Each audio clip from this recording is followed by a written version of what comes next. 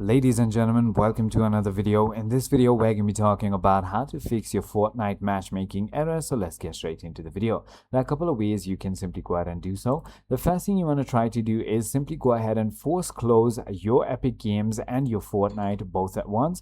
And once you've done that, you might also want to check if the server is down. Go to any browser that you prefer using and simply go ahead and search for Fortnite server status and click on Epic Games public status. As you can see, Fortnite is currently operational right over here. You can also simply go ahead and click on the plus icon to look at everything. So item shop, Fortnite crew stats and leaderboard, matchmaking, voice chat, and everything else right over here.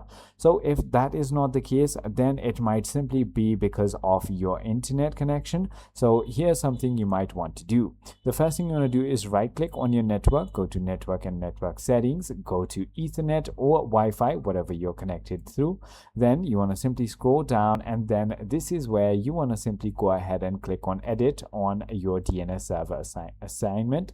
Then you want to click on automatic and turn it to manual, turn on IPv4 and not IPv6, prefer DNS, put it to 8.8.8.8, and then put your alternate DNS to 8.8.8.4.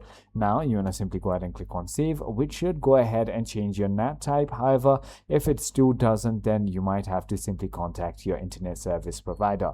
I hope this video clarifies everything for you. If you have further more queries, feel free to comment down below, and I'll see you on the next one.